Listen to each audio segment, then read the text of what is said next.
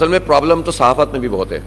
سیاست میں بھی بہت ہے، عدالت میں بھی بہت ہے، حکومت میں بھی بہت ہے۔ میں پڑھے لکھے لوگوں سے یہ توقع نہیں کرتا کہ وہ حقائق کے برخلاف کوئی بات کرے کہ ہر کوئی اٹھ کے تھوڑے دنوں میں آتا تھا کہتا تھا ہم سے اتحاد کر لو، تو محنت ہم کرتے تھے، فائدہ وہ اٹھاتے تھے، چاہے انتخاب ہو چاہے سیاسی عمل کو آگے بڑھانا ہو۔ اب اتحاد ہم نوجوانوں سے، عوام سے کر رہے ہیں، اب ان پارٹیوں سے اتحاد نہیں ہوگا۔ اتحادی سیاست کی وجہ سے پاکستان کے عوام کو وہ کلیئر میسج نہیں دے سکے جس کے نتیجے میں جماعت اسلامی آگے بڑھ سکتی تھی۔ اصل میں پرابلم تو صحافت میں بھی بہت ہے، سیاست میں بھی بہت ہے، عدالت میں بھی بہت ہے، اور حکومت میں بھی بہت ہے۔ مسئلہ یہ ہے کہ میں پڑھے لکھے لوگوں سے یہ توقع نہیں کرتا کہ وہ حقائق کے برخلاف کوئی بات کریں۔ اور جو ہم نے اسٹرگل کی ہے، پہلی بات تو یہ آپ مانتے ہیں نا کہ پاکستان میں کسی پولیٹیکل پارٹی کے پیش نظر یہ ایجنڈا ہی نہیں ہے، پہلی بات۔ دوسری بات یہ ہم گولیاں چلانے تو نہیں گئے تھے نا بھائی، پاکستان کے عوام کا حق مانگنے گئے تھے، اور وہ حق ہم نے تحریری طور پر ایک حکومت وقت کے ساتھ وہ حق تسلیم کیا گیا، اس کو مانا گیا، اور ایسے اوپن اینڈڈ نہیں تھا، بلکہ اس کو ہم نے 45 دن کے لیے باندھا ہے، اور 45 دن کے یعنی اگلے دن سے ہم نے جلسے شروع کر دیے ہیں۔ اور 28 تاریخ کی جو ہڑتال ہو رہی ہے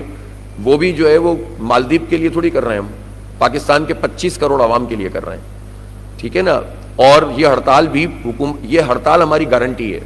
یہ ہمارے جلسے اور احتجاج جو ہے نا ان 45 دنوں میں بھی ہم کر رہے ہیں، یہ نہیں ہم نے کہا 45 دن کے بعد جلسے شروع کریں گے پھر ہڑتال کریں گے۔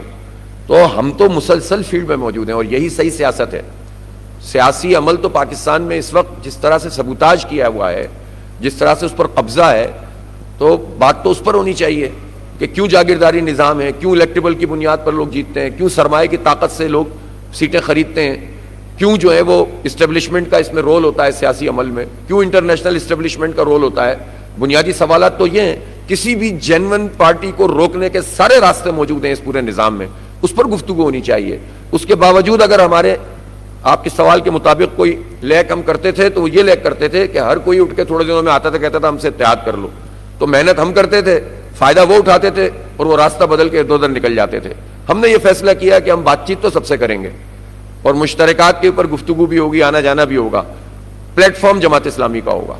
تو چاہے انتخاب ہو چاہے سیاسی عمل کو آگے بڑھانا ہو، اب اتحاد ہم نوجوانوں سے، عوام سے کر رہے ہیں۔ اب ان پارٹیوں سے اتحاد نہیں ہوگا، بات چیت اچھی طریقے سے کریں گے، کیونکہ ہم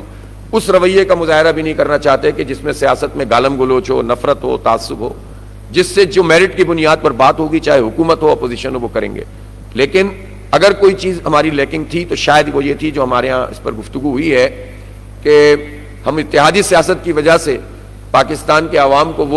وہ کلیئر میسج نہیں دے سکے جس کے نتیجے میں جماعت اسلامی آگے بڑھ سکتی تھی۔ تو وہ اللہ کا شکر ہم نے ریکٹیفائی کر لیا ہے، اور اب اللہ نے چاہا تو جماعت اسلامی ہر میدان میں آپ کو آگے نظر آئے گی۔